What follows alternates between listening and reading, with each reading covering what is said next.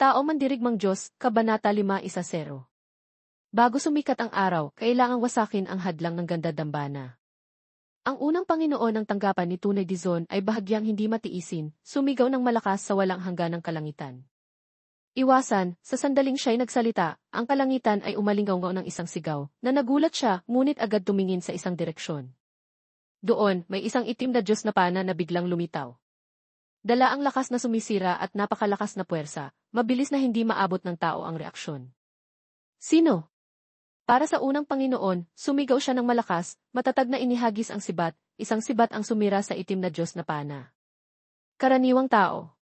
Sa tuktok ng bundok, si Yeksuan ay tinanggap ang ganda dambana, pinigil ang pagsasalita, ngunit hindi maiwasang maglabas ng malamig na tunog. Hindi kailanman inisip na madali lang para sa unang Panginoon na sirain ang kanyang katawan gamit ang kidlat ng kulog. Sino? Sa labas, sa kabilang panig, habang ang unang Panginoon ay patuloy na sumisigaw, ang kanyang tinig ay parang umalingaw sa umaga. Sa gitna, ang tugon niya ay si Yeksuan na tila walang tunog. Si Yeksuan ay nagsalita. Sa loob ng ganda dambana ay may mga banal na mandirigma na naglakad patungo sa siyam na direksyon. Ito ay mga puwersa ng kalangitan na lumalaban, ang pangunahing target ay ang direksyon ng dating Panginoon ng tanggapan ni Tunay Dizon. Mabilis, ang direksyon ng dating Panginoon ni Tunay Dizon ay may ingay, isang depensa ng kalangitan na nagpoprotekta sa kanya upang maiwasan ang pagkawasak ng tanggapan. Isang panig ay mga puwersa ng kalangitan, isang panig ay depensa ng kalangitan, sa direksyon ng mga tao, may malakas na pagsabog. Gulo, ang dating Panginoon ni Tunay Dizon ay mailila sa mukha, biglang tumayo, hinugot ang espada. Ngunit hindi nila ito nagamit, ang sibat ng ganda dambana ay malakas na umatake. Ang kalangitan sa apat na panig ay sabay-sabay na kumilos. Higpitan. Sa parehong kalangitan, apat na anino ng tao ang lumitaw, sila ay gitna komplikado, gitna ilog, mataas tanod itim, at mataas tanod itim datu, at sa likod nila ay maraming espiritu ng hayop na sumisigaw. Bawat espiritu ay may isang tao na may suot na baluti, may pandinig na parang espada, isang matalim na presensya, parang tubig na dumadaloy, umaagos sa ka. Sa likod nila ay maraming espiritu ng hayop na sumisigaw. Bawat espiritu ay may isang tao na may suot na baluti, may pandinig na parang espada, isang matalim na presensya, parang tubig na dumadaloy, umaagos sa kalangitan. Sa kanluran, apat na Diyos na may kalakasan ay naging apat na anino ng tao, sila ay langit alamat datu. Sa hilaga, may apat na anino ng tao na may edad, sila ay walang bata alagad, lola tamang, bayang unang, at pusong gulo, sa likod nila ay isang dagat ng mga espada, parang isang sayaw ng mga espada, bawat espada ay may isang tao na nakatayo, handang lumaban. Isang dagat ng mga espada, parang isang sayaw ng mga espada, bawat espada ay may isang tao na nakatayo, handang lumaban. Patayin! Pigilan sila! Kahit na mahirap, ang malakas na dating Panginoon ni Tunay Dizon ay patuloy na sumugod. Hindi sila papayag. Kasama ng langit alamat datu ay may mga malalakas na matatanda na sumusunod, ang kanilang tungkulin ay pigilan ang mga kalaban upang bigyan ng pagkakataon ang Panginoon na makatakas. Boom boom! Hindi pa umabot ng 1 minuto ang labanan, may isang katawan na may dugo ang bumagsak mula sa kalangitan, may isang mandirigmang may pulang espada na nakabaon, ito ang pangalawang Panginoon ng tanggapan ni Tunay Dizon. Pinatay ng grupo ni Lola Tamang. Sa lugar na iyon, ang hukbong madilim na hawak ng pangalawang Panginoon ay nawalan ng lakas, naglaho sa dugo. Boom boom! Mabilis, may isa pang katawan na may dugo ang bumagsak mula sa langit, kalahati ng katawan ay naging dugo, ito ang pang-apat na Panginoon ng tanggapan, pinatay ni malinis dagdag matanda. Pagkatapos, 2 katawan na may dugo ang bumagsak, parehong mga Panginoon ng tanggapan ni Tunay Dizon. Tulad ng pangalawang Panginoon, ang kanilang mga katawan ay direktang konektado sa hukbong madilim, bawat pagkamatay ng isang Panginoon ay nagpapahina sa hukbo. Kaya ang hukbo ni Tunay Dizon ay unti-unting bumagsak dahil sa pagkawala ng lakas. Sino? Kailan kayo nagsanib puwersa? Sa isang bahagi ng kalangitan, sumigaw ang lupa 5 Panginoon dahil sa harap niya ay 2 matandang lider ng hanak tunay tao at mataas tanod itim datu. Pati na rin ang maraming matatanda, nang makita sila, naunawaan ng lupa 5 Panginoon na hindi ito isang hukbo lamang, kundi maraming puwersang nagsanib. Hindi mo kailangang malaman, ang hanak tunay tao ay umakyat, silibingan langit ay bumaba ng isang malakas na selyo mula sa langit. Bam! Sa lugar na iyon, ang pang-5 Panginoon ay napilitang lumuhod, habang ang hanak kataas tao ay umatake ng isang malakas na saksak, tumago sa dibdib. Sa likod, si Mataas Tanod Itim Datu at Silangan Maraming Matanda ay sumunod, nagpapakita ng kanilang mga kapangyarihan. Ang panglimang Panginoon ay lumaban, ngunit walang pag-asa, siya ay hinarap ng apat na malalakas na kalaban na mas malakas pa sa kanya. Sa ganitong forma, wala siyang pagkakataon. Nang mamatay ang panglimang Panginoon, ang hanak mataas tao ay hindi pa umaalis, nakita niya sa tuktok ng kalangitan ang isang itim na bilog, isang malaking lalaki na may hawak na espada na may baluti ng grupo ni Get Out. Isang malaking lalaki na may hawak na espada na may baluti ng grupo ni Get Out. Hindi lang dito, maraming lugar ang may itim na bilog. Bawat isa ay may mga tao tulad ng Get Out, mga patay na may malakas na aura. Mag-ingat, ito ay mga bumangon na patay, mahirap patayin. Sa ibang direksyon, si Yexuan ay may hawak na kadena na naglalabas ng tunog sa paligid. 6 na mata ng Diyos ay bukas, naghahanap ng mga palatandaan kung ang hari ng mga gulong ay dumarating. Ngunit, sa kabila ng mga tao, hindi niya makita ang hari ng mga gulong. Isang anyo ng bumangon na patay ang umatake, may hawak na espada na gawa sa buto. Si Yexuan ay mabilis na tumugon, iniiwasan ang panganib. Bilis na tumugon, iniiwasan ang panganib, pagkatapos ay gamit ang isang saksak ay winasak ang ulo ng bumangon na patay. Isang espada ang hinati ang kalaban sa dalawa. Pagkatapos ay ginamit ang apoy at kidlat upang gawing abo ang katawan. Ito ba ang bumangon na patay? Narinig ni Yexuan ang tunog, sa di kalayuan ay si Lola Tasim ay ngumiti ng malamig. Isang saksak ang inilabas, pinutol ang ulo ng bumangon na patay sa lugar. Walang sinuman ang makapagsabi ng ganoon. Si Lola Tasim ay umikot ng kanyang espada. Lumapit upang pag-aralan ang bumangon na patay. Ngunit, nang siya ay lumapit, ang bumangon na patay ay biglang kumilos. Ang espada ay naging isang espiritu, sumabog sa kalangitan, si Lola Tasim ay tinamaan, lumipad palabas, isang malaking bato ang naduro. Si Yexuan ay mabilis na lumaban, pinipigilan ang bumangon na patay gamit ang kanyang lakas upang durugin ito. Sa ilalim, sa mga bato, si Lola Tasim ay lumabas na may galit sa mukha. Mula nang magsimula akong mag-aral ng daan, hindi pa ako nakakita ng ganito. Mabilis na tinapos ang 4 pang mga Panginoon ni Tunay Dizon. Si Yexuan ay muling nagpadala ng tunog sa paligid, nagpadala ng kaguluhan sa tanggapan ng unang Panginoon ni Tunay Dizon. Ang unang Panginoon ay buhay pa, ngunit nang makita si Yexuan, ang kanyang mukha ay biglang nagbago. Siya ang naglunsad ng palihim na pana noon. Ako ay tunay na pinarangalan, si Yexuan ay dahan-dahang ngumiti. Naiintindihan ko na, naiintindihan ko na. Ang unang Panginoon ay ngumiti ng may pagtataka. Lahat ay mga puwersang lihim na nagbabalak, hawak nila ang sitwasyon. Si Pidid ay dahan-dahang umiti. Naiintindihan ko na, naiintindihan ko na. Ang unang Panginoon ay umiti ng may pagtataka. Lahat ay mga puwersang lihim na nagbabalak, hawak nila ang sitwasyon. Ngayon ko lang naintindihan, ginamit nila, si Yexuan ay ngumiti ng malamig. Sa sandaling ito ay umatake, isang napakalakas na saksak ang tinutok sa unang Panginoon pabalik. Nang marinig ang sigaw ni Yexuan, ang unang Panginoon ay sumigaw, nagpakita ng malalakas na kapangyarihan. Naglabas ng mga ilusyon ng mga mandirigma, lumapit kay Yexuan. Ngayon, ang mga pangyayaring ito ay kawili-wili. Si Pkide ay ngumiti ng malamig, hindi umatras kundi sumulong, naglabas ng Dragon Soul na lumipad palabas ng Divine Sea, binuksan ang bibig upang saluhin ang espiritu ng sundalo ng pangunahin Panginoon ng unang templo, at sa sandaling ito, si Pkide ay naisip na rin ang tungkol sa unang Panginoon ng templo, na nagpasimula ng wild power na pinagsama-sama, pinaghalo ang chaotic magic na gawa ng daan. Isang suntok mula sa unang Panginoon ng templo na may matinding lakas ay bumalik pabalik. Malamig, hindi umatras kundi sumulong, naglabas ng Dragon Soul na lumipad palabas ng Divine Sea, binuksan ang bibig upang saluhin ang espiritu ng sundalo ng pangunahin Panginoon ng unang templo. At sa sandaling ito, si Pkide ay naisip na rin ang tungkol sa unang Panginoon ng templo, na nagpasimula ng wild power na pinagsama-sama, pinaghalo ang chaotic magic na gawa ng daan. Isang suntok mula sa unang Panginoon ng templo na may matinding lakas ay bumalik pabalik. Ang unang Panginoon ng templo ay sumigaw, kahit na alam niyang mamamatay siya ngayon ng walang alinlangan. Ngunit ayaw niyang mapailalim sa isang junior na ganoon. Sa oras na ito ay nagpakita ng voluntaryong determinasyon. Ang lakas ng pakikidigma ay tumaas ng isang antas. Ang kanyang itim na buhok ay naging kulay dugo. Ang kasiyahan at galit niya ay nagdulot kay Diphilis na maging malinaw ang kulay ng mukha. Dip. Ang unang Panginoon ng templo ay nakipaglaban ng higit sa 1 oras.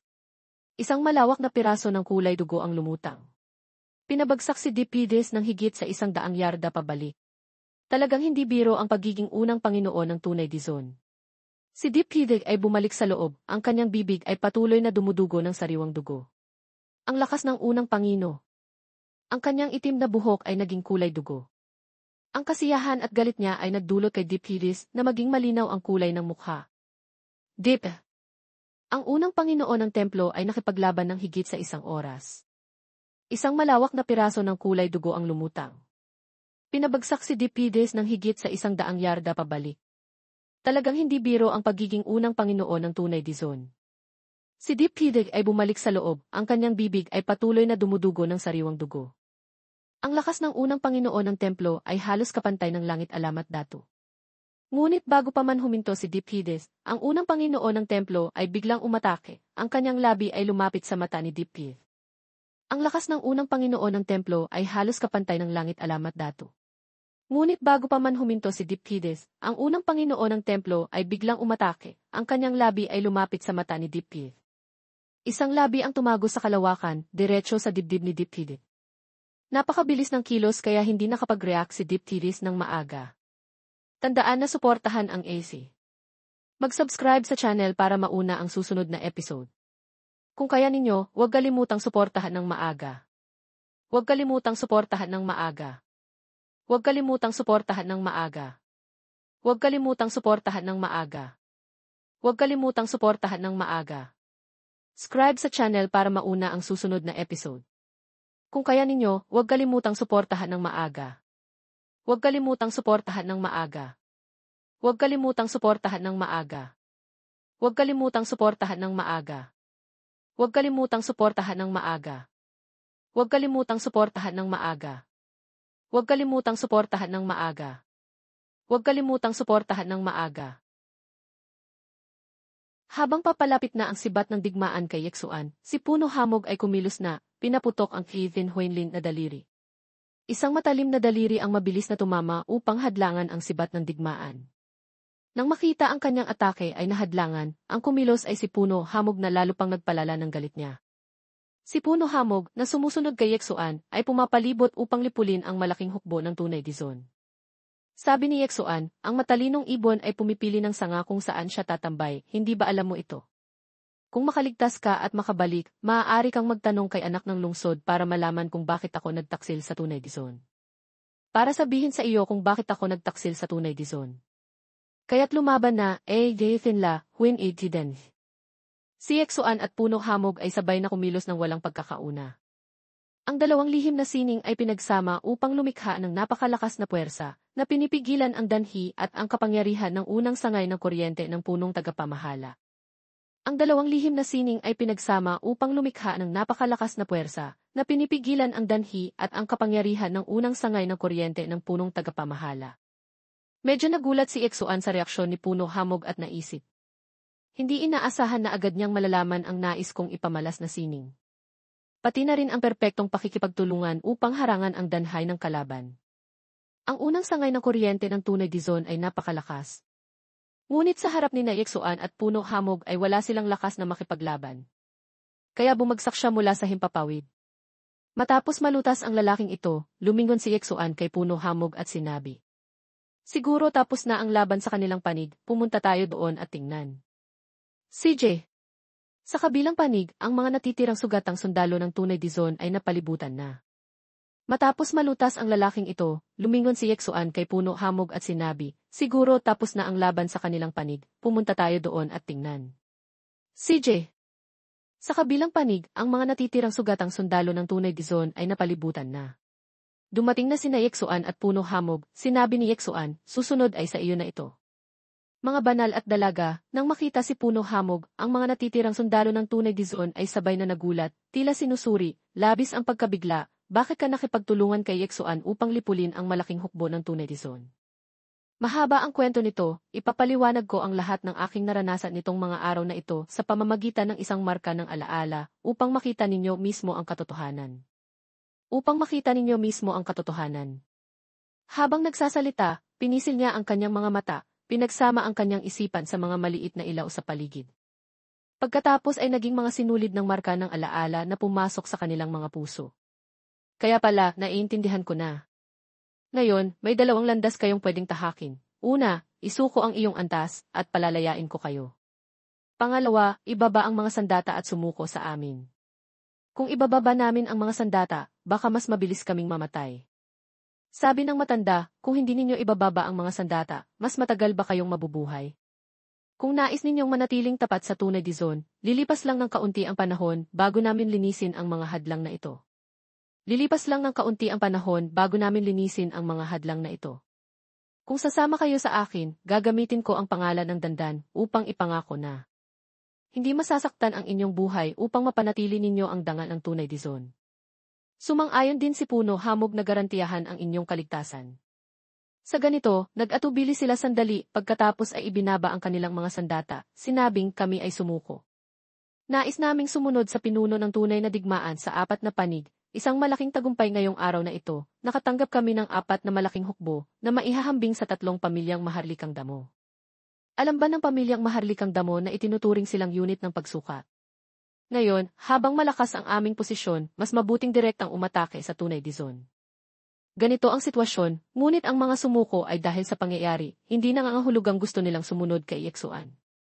Ang pagsuko ngayon ay pansamantala lamang. Ngayong gabi, kung lalaban tayo sa tunay Dizon, hindi natin matitiyak na walang sinuman sa kanila ang magtataksil sa atin. Totoo ito, kaya kailangan pa rin natin ang 3 araw upang maproseso ang 4 na hukbo na bagong sumali. 3 araw ay sapat na, sa panahong iyon ay tiyak na aalis na ang Hari Lord. Ang 3 araw ay sapat na rin para ang pamilyang maharlikang damo, pamilyang Ginoonam, at kasalukuyang lungsod ay magpadala ng mga hukbo patungo sa timog. Sa oras na iyon, magsisimula na ang tunay na labanan. Bagaman ganoon, pagkatapos ng laban ngayong gabi, tiyak na maghahanda ang tunay Dizon, at maaaring nagbabalak silang tumakas. Kung makalabas sila, ayos lang iyon dahil sa loob ng 8,000 unit ng tunay Dizon ay mga tao natin. Kontrolado rin natin ang mga teleportation blockade, may sapat na depensa, kaya hindi madali para sa kanila ang makalusot. Ang pamilya ay may maagang plano, ang tao ay madalas mag-alala sa malapit kaysa sa malayo, kaya may mga kahinaan sa plano. Kaya maghintay tayo ng 3 araw, bumalik tayo sa musika para magpahinga at maghanda, at paghandaan ang malaking labanan. Pagkatapos sabihin ito, nagsimulang umatras ang mga hukbo ng 4 na panig pabalik sa musika. Habang pinagmamasdan ang patuloy na pag-urong ng hukbo, tinapik ni Yeksuan si mapagmataas sa balikat at sinabi, sa Yiti de Zikins, huwag hayaang may mangyaring hindi inaasahan. Ako ang bahala sa trabaho. Ngunit hindi ko inasahan na makukuha mo pa si Puno Hamog. Hindi ganun ang nangyari, sige na, aalis na ako. Nang bumaling na si Yeksuan, tinawag siya ni mapagmataas, Diphuin. Sa instinct, lumingon si Yeksuan at nagtanong ng may pagdududa, ano pa ba? Dati mong sinabi na baka magkita pa tayo ni Buwan Suguhon, totoo ba iyon? Kapag natalo na natin ang tunay Dizon, bibigyan kita ng tamang sagot. Sige, hihintayin ko ang sagot mo.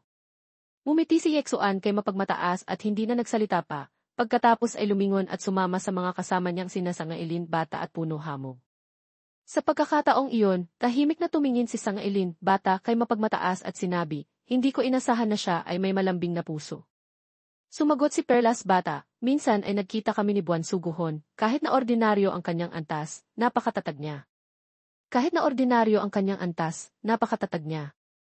Sumunod si Hanak Tunay, naalala ko na may espesyal siyang dugo.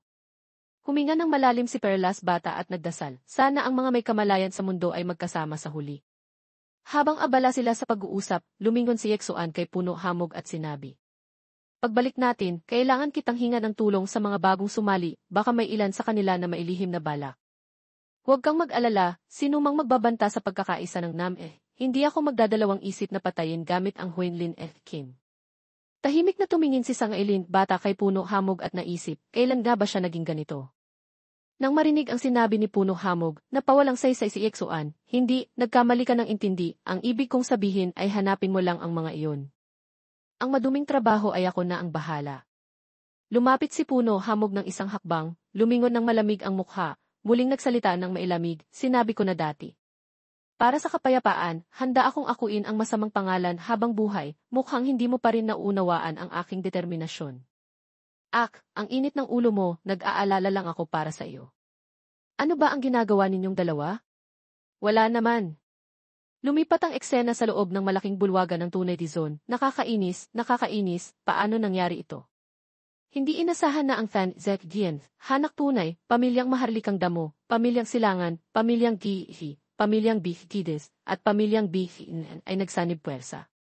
Sa loob lamang ng isang taon, nagawa ni Yexuan na pag-isahin ang maraming puwersa. Paano nagawa ito ni Hanak, pati na ang pamilyang bulok na puno hamog na nagtaksil sa atin, nakakainis talaga. Ngayon, mukhang may kinalaman sila sa biglaang pagkawala ng dalawang malaking hukbo ng tunay Dizon sa Ehides. Ngayon, ang pangunahing sangay ng tunay Dizon ay naokupa, tila tayo ay naisolado, ano ang gagawin natin? Mainit na damit, habang nag-uusap sila, isang malakas na boses na may gintong tono ang sumulpot, ang hari ng batas na gulong ay biglang lumitaw sa loob ng malaking bulwagan. Pagpupulong kay hari ng batas na gulong, isang kalat-kalat na grupo lamang, kung nagsanib puwersa sila, hindi na sana ako kailangang pumunta mismo sa pintuan nila. Bakit ako hinuli? Yexuan, puno hamog, ito ba ang pangakong ginawa ninyo sa amin? Hindi pa man nagsisimula ang panghihikayat, gusto na bang pumatay? Nang sinabi niyang pumatay, agad namang pinutulan ni Puno hamog gamit ang isang saksak ng espada, kaya natakot ang iba pa. Malamig na sinabi ni Puno hamog, lahat ng may masamang intensyon ay magkakaroon ng ganitong kapalaran. Magaling ka rin pala, kaya mo ngang mapanatiling tapat ang dating dalaga ng tunay Dizon noon. Lubos akong humahanga sa aking mga mata. Ang bundok ng dalaga, itago ang mesa, itago ang mesa. Ngayong gabi, hindi uwi hanggat hindi lasing. Matapos makipag-inuman sa grupo, sina Didifong, mula sa Nam, Salamat Ulap at Hanak tunay ay lasing na. Sa panahong ito, si Yexuan ay nakatayo sa tuktok ng bundok ng dalaga, nakatingin sa tabi ng kampo at nag-iisip, baka mas mabuting tingnan kung ano ang ginagawa niya. Pagkatapos ng pag-iisip, agad na lumakad si Yexuan papasok sa kampo. Sa loob ng kampo, si maliit na bulaklak ng lobo ay nakikipaglaban gamit ang mga sandata sa isang disipulo ni Puno Hamog. Sa malayo, napatingin si Yexuan at naisip na disipulo lang pala iyon. Medyo maputla ang mukha ni maliit na bulaklak ng lobo, humihingal, buong katawan ay may pasa, ngunit ang kanyang determinasyon ay kahanga-hanga, lalo na't nakita ni Yexuan. Sa mga pulso at bukong-bukong ni maliit na bulaklak ng lobo ay maisuot na anino ng buwan 7 bituin na pulseras, kaya hindi maiwasang humanga si Yexuan, grabe, ilang libong kilo kaya ang bigat nito. Sabi ko, hindi ba sobra ang pagkakaiba mo sa kapatid mo? Kung hindi mo siya pinipilit ng husto, paano niya mapapalabas ang kanyang potensyal sa pinakamaikling panahon? Bilang guro, syempre kailangang maging mahigpit. Ikaw ang guro niya, paano mo siya gustong turuan? Syempre, hindi ako makikialam.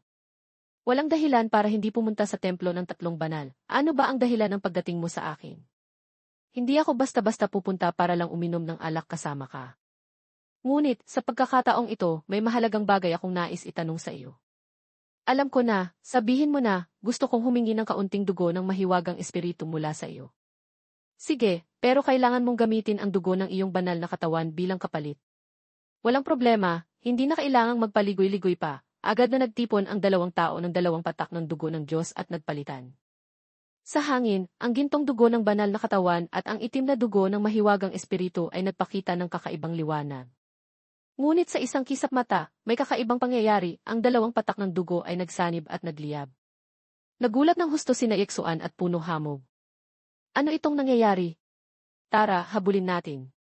Habang nagugulat pa ang dalawa, matapos magsanib ang 2 patak ng dugo, biglang lumipad palayo.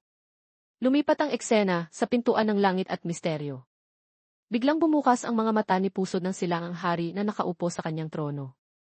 At nakita ang eksena ni Yexuan at Puno Hamog na naghahabol sa isang patak ng dugo ng Diyos. Ano itong sitwasyon?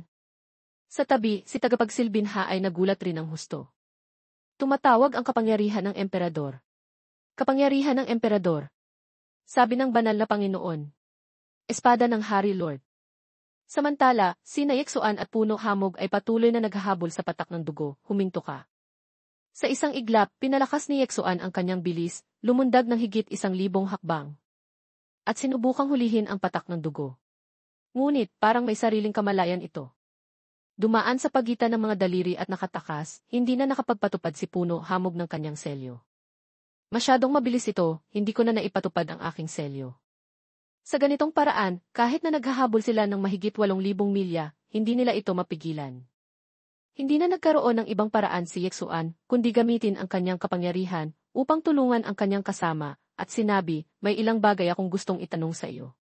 Ano ba ang nangyari sa dugo namin ni Puno hamog nang magsanib ito at biglang lumipad palayo?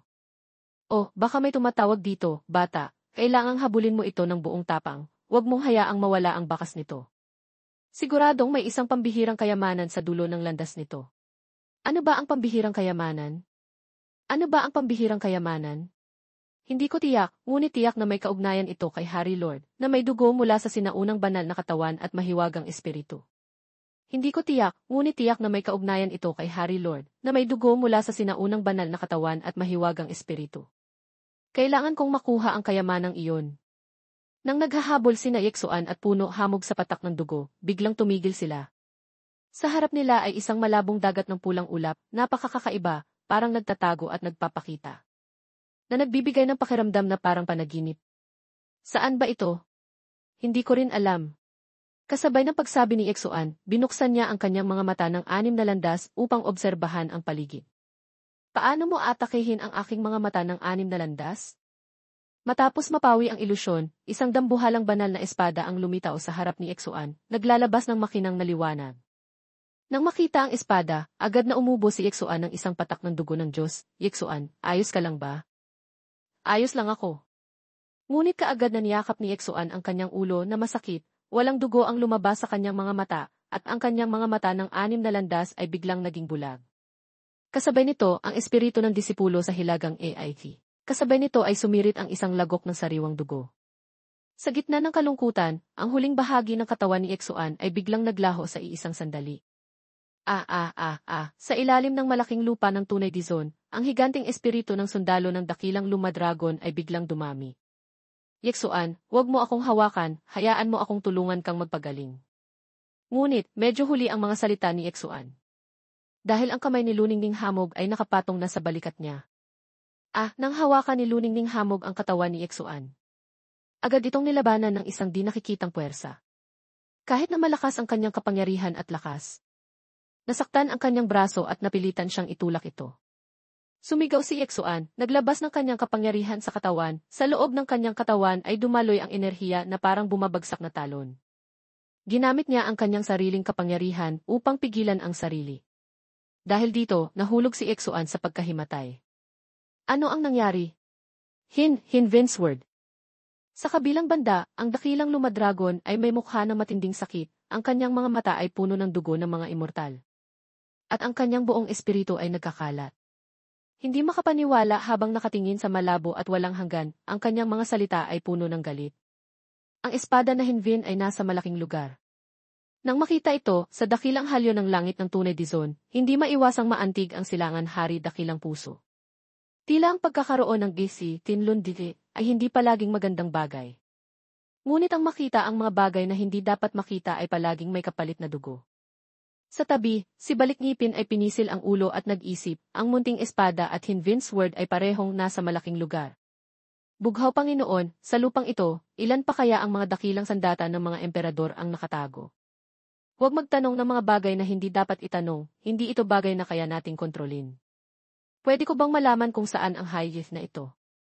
Isa ito sa 5 dakilang bawal na lugar ng dakilang Huinhai, isang pagbabago ng tanawin, sa loob ng Renmin Mountain.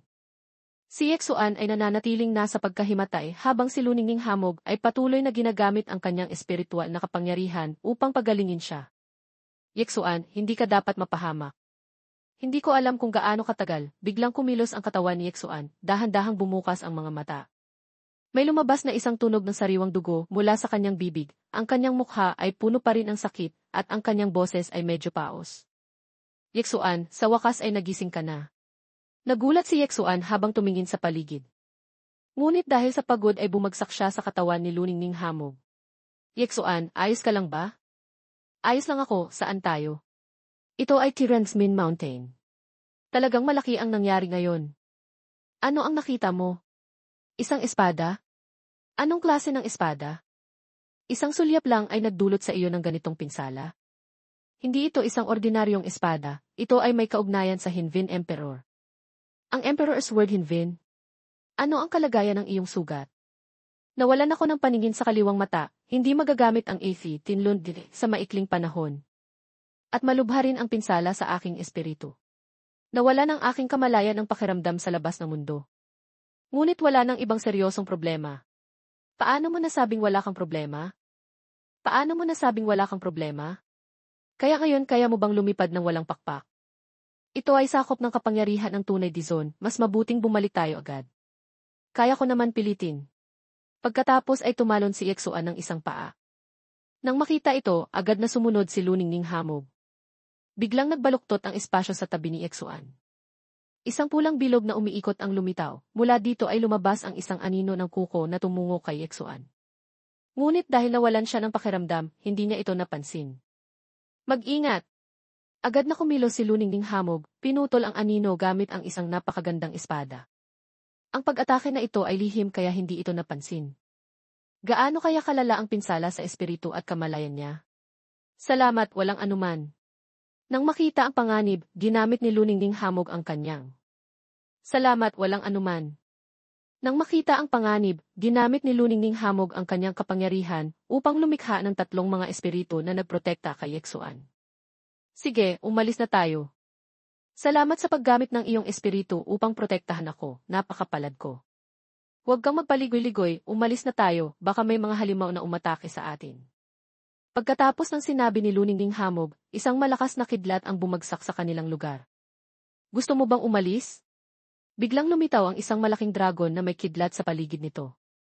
Nakatingin ng matindi kay Yexuan at Luningning Hamog. Makulit dragon, nang makita ang dragon, naging seryoso ang mukha ni Yexuan at Luningning Hamog.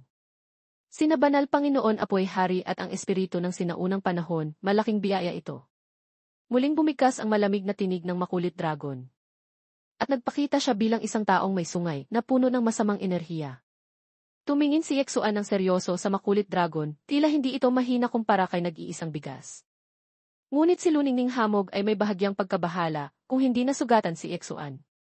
Kaya nilang magkasamang labanan ang makulit dragon. Ngunit ngayon, nahihirapan si Yexuan kahit lumipad ng walang pakpak, kaya hindi na niya kayang makipagtulungan sa akin.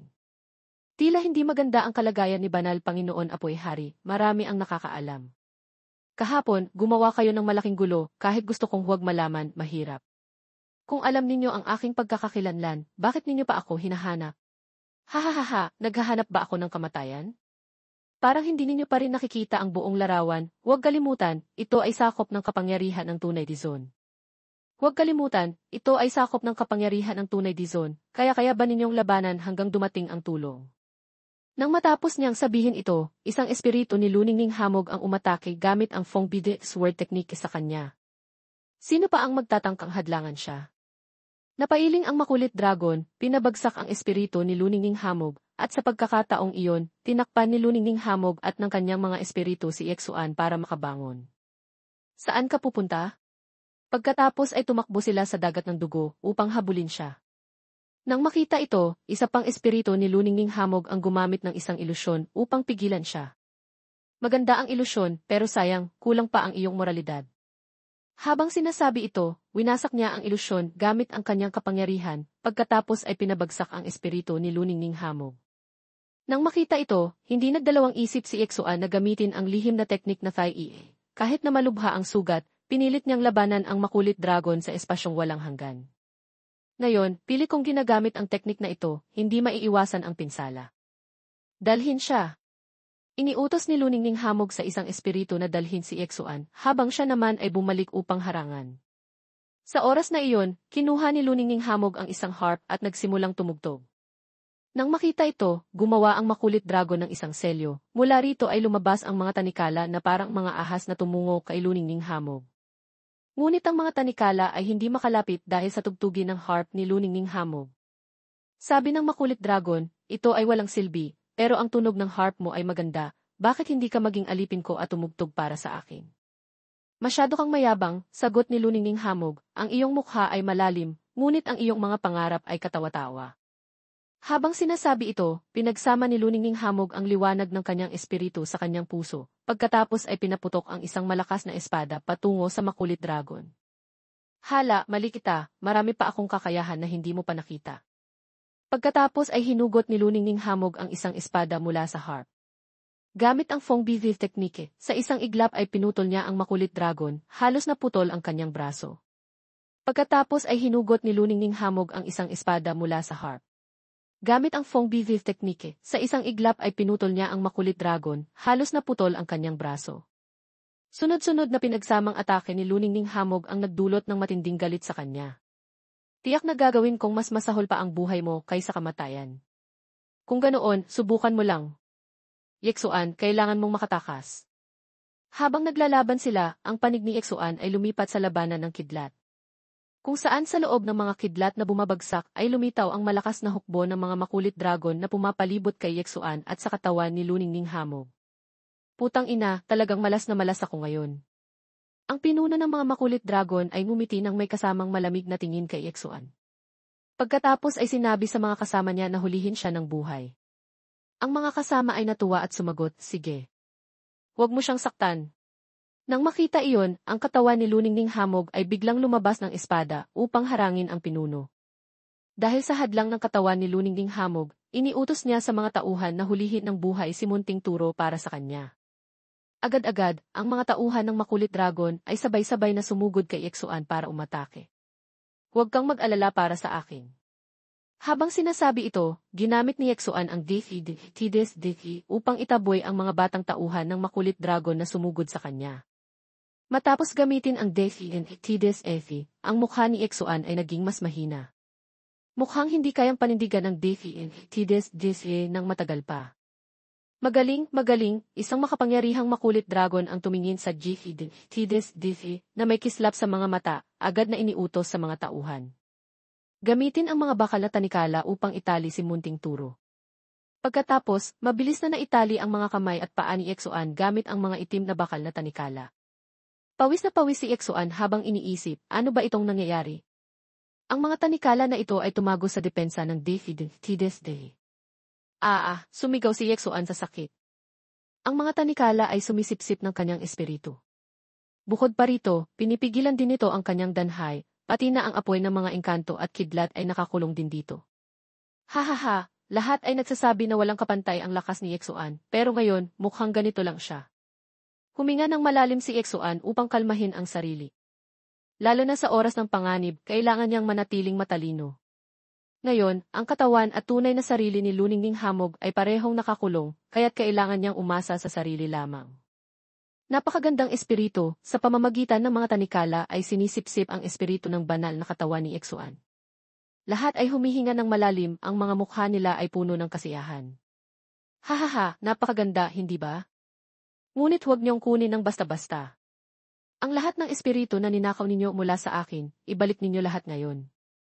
Habang sila ay nalulunod sa sarap ng espiritu ng banal na katawan. Sinimulan ni Yeksuan ang isang uri ng espesyal na paggalaw ng katawan. At biglang nagbago ang espasyo sa paligid niya. Nabuong isang paikot na vortex, mabilis itong lumalaki. At higit sa lahat, nagdadala ito ng napakalakas na puwersa ng pagsipsip. Ito ang Biden Masian Mao. Mabilis, ang mga tauhan ng makulit dragon ay nagbago ang kulay ng mukha dahil napansin nilang hindi na nila masipsip ang espiritu ni Yeksuan gamit ang mga tanikala. Sa halip, ang espiritu nila ang nasisipsip pabalik ni Yeksuan. Gusto niyong tumakas? Walang daan dyan. Ginamit ni Yeksuan ang vortex ng Biden Masiangu upang sipsipin ang espiritu nila. Ito ang pakiramdam ng pagiging isa sa kalikasan, napakaganda. Ngayon, ipapakita ko sa inyo kung ako ba ay ganoon lang. Mabilis, seal siya, lahat ng makulit dragon sa paligid ay sabay-sabay na gumamit ng sealing spell. Ngunit mas mabilis pa rin si Yeksuan, gumawa siya ng sealing formation, at sa loob ng isang iglap, ang espasyo sa paligid ay naging matatag. Lahat ay nakulong, pati ang mga makulit dragon.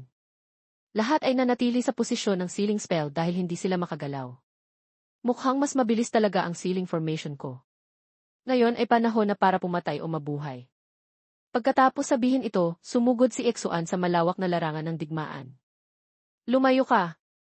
Ang pinuno ng makulit dragon na nakikipaglaban sa katawan ni Luningning Hamog ay nakita ito at gustong sumugod kay Yeksuan upang iligtas ang mga makulit dragon. Nang makita iyon, ang katawan ni Luningning Hamog ay agad na sumugod upang harangin siya, ang kalaban ko siya. Biglang nagalit ang kalaban at pinabagsak ang katawan ni Luningning Hamog. Pagkatapos ay ginamit ang Githin AA, isang higanting stamp na bumagsak kay Yexuan. Napailing si Yexuan at ginamit ang Thin AKZ and Thin upang sirain ang stamp. At ang pinuno ng makulit dragon ay natablan at lumipad pabalik ng ilang metro. Tingnan mo, ang puwersa ng kalikasan na ginagamit ko ay mula sa panlabas na lakas. Kapag tinamaan ng malakas, ako rin ay makakaranas ng matinding epekto, mas mabuting makatakas agad. Tingnan mo, ang puwersa ng kalikasan na ginagamit ko ay mula sa panlabas na lakas. Kapag tinamaan ng malakas, ako rin ay makakaranas ng matinding epekto, mas mabuting makatakas agad. Mas mabuting makatakas agad. Tumawid si Yexuan sa langit at sumigaw ng isang engkanto, maghanap ng tulong. Nang marinig iyon, sinabi ng pinuno ng makulit dragon, gusto mong tumawag ng tao. Walang daan dyan. Agad siyang sumugod kay Yexuan gamit ang malalaking kamay. Ngunit naputol ng katawan ni Luningning hamog sa gitna. Nagalit siya ng labis, lalo pang nagalit ang mukha. Isang katawan pa lang ang gusto nang maghanap ng kamatayan. Sumugod siya sa katawan ni Luningning hamog gamit ang isang malakas na atake. Ngunit nahulog siya sa ilusyon na nilikha ng lihim na teknik ni Luningning hamog. Pagkatapos ay pinigilan siya ng Dehi, Tides Ehi at Kachuhantheng. Sa panahong iyon, ginamit ni Yexuan ang apoy ng pamilya at kidlat upang sumugod. Pagkatapos ay nagpalabas ng pana at pinutok ito sa kanya. Hindi, sa mga mata niya ay puro takot at ang imahe ng pag-atake ni Yexuan. Pagkatapos ay nawasak ng kapangyarihan ng kidlat at naging wala. Hindi na kailangan matakot ang natitirang makulit dragon. Naabot ko na ang aking hangganan, mabuti na lang bago ako nawala, natulungan ko na kayong malutas ang problemang ito. Nang mawala ang katawan ni Luningning hamog, huminga ng malalim si Yexuan at tumingin sa tunay na sarili ni Luningning hamog na nakikipaglaban ng husto kay makulit dragon. Iniisip niya na hindi na niya kayang tumagal pa. Ang labanan nila ay napakalakas, ngunit si Luningning hamog ay nasa kahinaan pa rin. Kabanata 515, sa puntong ito si Yexuan ay ginamit ang kanyang banal na kamalayan upang tawagan si Amihan Hiyas na umatras, iniisip niya na tila naayos na ang kalokohan sa panig niya. Agad namang sumagot si Amihan Hiyas, lumipad siya pataas at pinaputok ang isang bala patungo kay Demon Dragon, pagkatapos ay mabilis na umatras at tumalikod upang tumakas.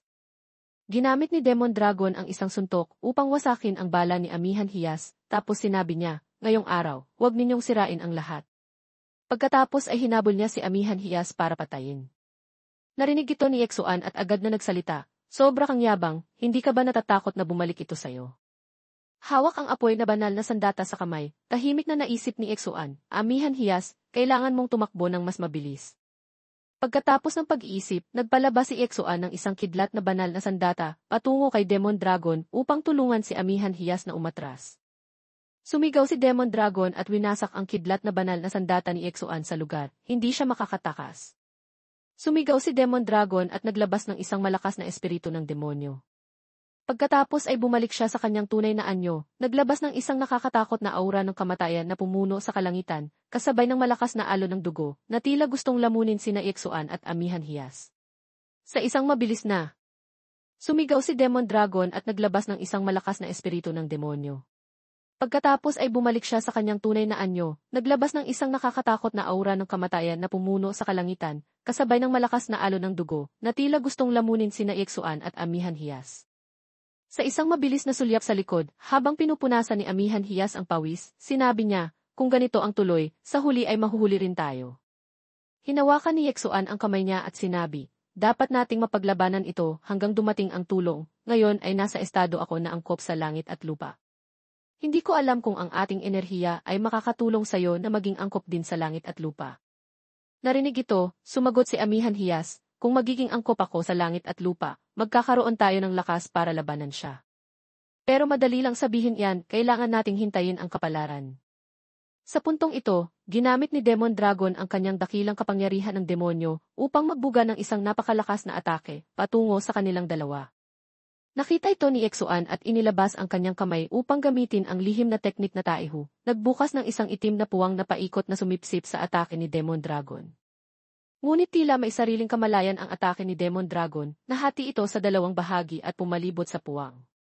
Nagulat si Yexuan at tahimik na naisip ang isang bagay, pagkatapos ay inilabas niya ang pulang palaso na espada upa. Sa puntong ito, ginamit ni Demon Dragon ang kanyang dakilang kapangyarihan ng demonyo upang magbuga ng isang napakalakas na atake patungo sa kanilang dalawa. Nakita ito ni Yexuan at inilabas ang kanyang kamay upang gamitin ang lihim na teknik na taihu, nagbukas ng isang itim na puwang na paikot na sumipsip sa atake ni Demon Dragon. Ngunit tila may sariling kamalayan ang atake ni Demon Dragon, nahati ito sa dalawang bahagi at pumalibot sa puwang. Nagulat si Yexuan at tahimik na naisip ang isang bagay, pagkatapos ay inilabas niya ang pulang palaso na espada upang protektahan si Amihan Hiyas ng maingat. Ngunit bago pa siya makapagsalita, dalawang atake ang sabay na tumama sa pulang palaso na espada. Dahil sa lakas ng puwersa, natumba si Yexuan at lumipad pa atras, mabuti na lang at nakadikit siya sa isang malambot na bagay kaya hindi siya nasaktan ng husto. Nagpakumbaba si Yexuan, pasensya na. Namula ang mukha ni Amihan Hiyas, ngunit sinabi niyang ayos lang ito dahil sa sitwasyon. Malapit na si Demon Dragon, sinabi niya, akala niyo makakatakas kayo? Hindi. Pagkatapos, mula sa kanyang dibdib ay lumabas ang isang tore ng kanyon na medyo kahawig ng tore ng demonyo ni Liang Tahimik, hindi ba? Sumigaw siya ng malakas at agad na naglabas ang tore ng isang madilim at masamang aura na sumipsip kay Yexuan at Amihan Hiyas. Inalis ni Demon Dragon ang tore at malamig na humuni, hindi ba kayo nahuli sa kamay ko? Sa loob ng pilak na tore. Tumawa si Yexuan, tila ito ang espiritu ng buhay ni Demon Dragon, maaaring ito ang kanyang kahinaan. Hindi na nagtagal, inilabas ni Yexuan ang isang banal na espada at sinuntok ang Thor upang subukan ang kakayahan nitong tiisin ang sakit. Dahil ito ay espiritu ng buhay, ang kaluluwa ni Demon Dragon ay nararamdaman ang sakit. Nagsigaw siya ng sakit, ano nang ginagawa ninyo? Hinawakan niya ang kanyang ulo na puno ng sakit at unti-unting nanlilimahid. Nagsigaw siya ng sakit, ano nang ginagawa ninyo? Hinawakan niya ang kanyang ulo na puno ng sakit at unti-unting nanlilimahid ang kanyang paningin. Sinabi ni Yexuan, ngayon ang tamang panahon. Agad na ginamit ni Amihan Hiyas ang pagkakataon upang tumalon at hiwain ang Thor, pumutok ang pagkakakulong at agad silang nakatakas. Pagkatapos nilang makatakas, hinawakan ni Yexuan ang kamay ni Amihan Hiyas at tumakbo ng mabilis. Sinabi ni Demon Dragon na galit, ngayon ay sisirain ko kayo ng pira-piraso. Hindi siya makareact ng mabilis kaya't nagalit siya at naglabas ng kanyang demonyong aura na nagpaalab sa kanyang galit. Ngunit medyo mabagal siya kumpara sa dalawa, aya't bumalik siya sa kanyang tunay na anyo. Sinabi ni Yexuan, ang tao ay dapat masakit kapag hinahabol, hindi ba? Mabilis na nagbuga si Demon Dragon ng atake mula sa likod. Agad silang lumihis upang iwasan ito. Bakit biglang bumilis ang bilis niya?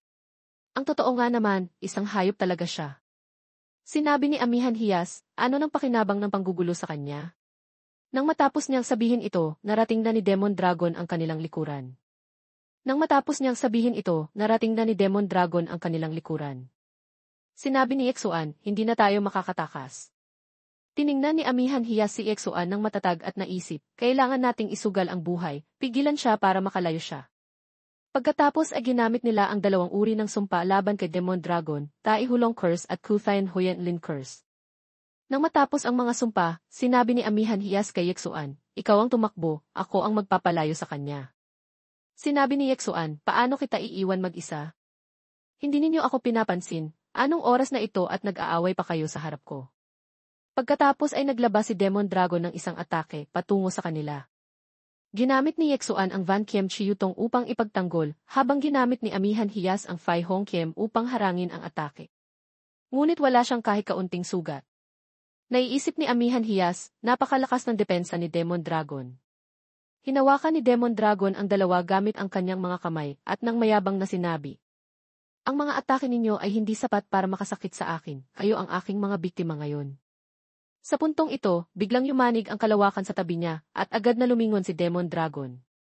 Nakita niya si Hari Silangan, isang tao na may pambihirang aura na nakasakay sa isang malaking kampana na may mga gintong inskripsyon.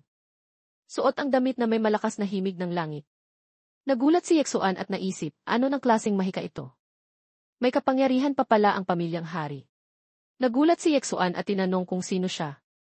Ipinaliwanag ni Amihan Hiyas, siya ang panganay na anak ni Hari Silangan, si Datu Tala. Kaya pala siya anak ni Hari Silangan, kaya naman natatakot kahit si Timog liwanag sa kanya. Nagulat si Yexuan at tinanong kung sino siya. Ipinaliwanag ni Amihan Hiyas, siya ang panganay na anak ni Hari Silangan, si Datu Tala. Kaya pala siya anak ni Hari Silangan, kaya naman natatakot kahit si Timog liwanag sa kanya. Tila katulad siya ni nagintong susi ng dakilang suso at Timog liwanag. Na matagal nang nakapiit at ngayon lang nakalaya.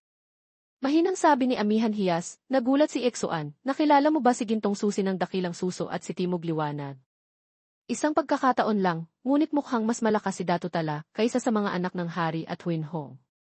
Sa puntong ito, tumingin si Datu Tala kay Demon Dragon at sinabi, pakawalan mo sila kung gusto mong makaalis.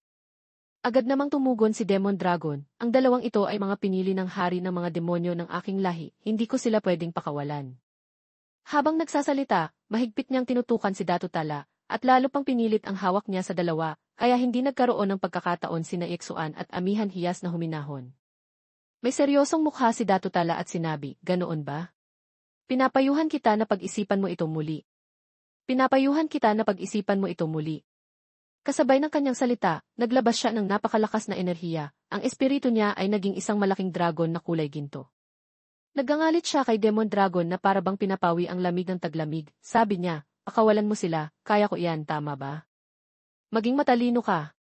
Nakakainis, pagkatapos ay iniwan niya sina Exuan at Amihan Hiyas, at agad na nagbukas ng isang puwang sa kalawakan na naging isang hukay para makatakas. Nakita ni Exuan si Demon Dragon na tila tumakas, medyo kakaiba ang kanyang hitsura, isang ganap na nangungunang mandirigma ng langit, hindi pa nakikipaglaban ngunit tumakas na. Si Amihan Hiyas naman ay tumalikod kay Datu Tala at nagbigay ng isang paggalang, maraming salamat sa pagtulong, na unang henerasyon. Hindi na kailangang maging formal, nagkataon lang na dumaan ako dito. Inabot ni Datu Tala ang isang piraso ng apoy na pera at sinabi, ito ay para sa may-ari, pagkatapos ay itinapon ito kay Exuan. Masayang humiti si Exuan at sinabi, kahit ano paman, kailangang magpasalamat sa naunang henerasyon sa pagtulong. Nang makita ang kakaibang tingin sa mga mata ni Exuan, agad na tinanong ni Datu Tala, nakakita ba ang iyong mga mata ng isang bagay na hindi dapat makita? Hindi ko itinatago sa inyo, totoo nga iyon. Si Senza ay may dala ng DC Tinlundihe, kung minsan ay hindi rin ito magandang bagay. Pagkatapos ay biglang lumapit si Datu Tala kay Exuan, inilagay ang kamay sa balikat niya, at ipinasa ang isang lihim na lakas sa katawan niya. Napakabilis ng kilos, hindi niya naitugon agad. Pagkalipas ng ilang sandali, inalis ni Datu Tala ang kamay, napilitan siyang humiti at sinabi, ituturing kong hindi ko talaga magawa. Para bumalik sa dati, kailangan talaga ng sarili mong pagsisikap, at maaaring tumagal ito ng mahabang panahon. Sabi ni Exuan, ayos lang, handa na akong tanggapin iyon. Dagdag pa ni Datu Tala, hindi magtatagal, ang mga tagapagmana ng Si Hong ay marahil ay hahanapin ka. Kasama na ako roon, magkita tayo muli, Exuan, panindigan mo ang salita mo. Biglang naging liwanag si Datu Tala at nawala. Sayang, gusto ko sanang tanungin kung ang langit na tagapangalaga ng Hari Silangan ay nais makipagsosyo sa atin. Pagkatapos na mawala si Datu Tala, sinabi ni Amihan Hiyas kay Exuan na umalis na sila. Pumayag siya ng may isang tunog, pagkatapos ay lumakad ng isang hakbang, Ngunit sa sandaling lumakad siya, nawala ang kanyang kalagayan na akma sa langit at lupa. Aha, sobrang bigla ito kaya hindi siya nakapaghanda at bumagsak sa lupa. Nakita ni Amihan Hiyas si Exuan na bumagsak at hindi napigilan ang pagtawa. Si Exuan ay nahulog ng nakadapa, lumapit si Amihan Hiyas at tinanong kung ayos lang siya. Nahihirapang bumangon si Exuan, patuloy na nilalabas ang alikabok mula sa bibig, Fei. Ha, ayos lang, nawawala lang bigla ang kalagayan na akma sa langit at lupa, kaya hindi ko napansin at nahulog lang. Paglipat ng eksena, Dance Dinstians. Sa loob ng malaking bulwagan ng Dance Dinstians, ang mga nakatataas dito. Kasama ang Fire Lord at mga kilalang pamilya, ay nagtipon mula umaga hanggang ngayon, ngunit wala pa ring si Exuan. Hindi napigilan ni Gintong Daan na magsalita, nasaan si Exuan? Sabi ko, isang malaking bagay ang pagbuo ng alyansa. Hindi pa rin bumabalik si Exuan. Ang isang tagapamagitan na nakatayo sa tabi, may malalim na ngiti habang hinahaplos ang kanyang balbas, ay nagsabi, Gintong Daan, huwag magmadali, marahil ay papauwi na siya. Nang matapos ang salita, pumasok na si Exuan sa bulwagan, pasensya na sa aking pagkalate. Pumasok si Exuan na may takip sa mata kasama si Amihan Hiyas. Nang makita siya ng mga matanda at mga pamilya na naroon, tumingin sila kay Amihan Hiyas ng may kakaibang interes. Kahit hindi makita, alam ni Exuan ang tingin ng mga ito, kaya ipinaliwanag niya, nagkaroon lang ako ng kaunting hindi inaasahang pangyayari, ayos lang. Pansamantala lang ang pagkabulag. Talaga bang ayos lang? Suriin natin. Mga tao, gusto niyo bang maglibot sa isang hayop? Kahit hindi makita, pakiramdam ni Exuan ay maraming nakatingin sa kanya ngayon. Sige na, wag na kayong tumingin, sinabi ko na walang malaking problema. Hindi lang pagkawala ng paningin ang katawan, kaluluwa at espiritu ay malubhang nasaktan. Ganito pa rin ba walang malaking problema? Ano ba talaga ang nangyari? Mahirap ipaliwanag ng buo, nakipaglaban kami ni Amihan Hiyas sa isang demon dragon sa daan pa uwi. Dahil sa matinding laban, ganito ang nangyari sa akin. Pero huwag kayong mag-alala, ayos lang talaga ako. Narinig iyon, tinanong ni Pulang Alon, gaano katagal bago ka makabawi? Sabi ni Yeksuan, hindi malaki ang problema, kailangan lang ng panahon para magpagaling. Pagkatapos ay tumingin siya sa mga pinuno ng pamilya at sinabi, sa palagay ko, ang mga naunang henerasyon ng pamilya Vien, Deise, Angie, at Namkung ay nagdala na ng mga sundalo dito. Salamat sa inyong pagbisita, sana ay makapagpahinga muna ang mga naunang henerasyon ng Benz Diens.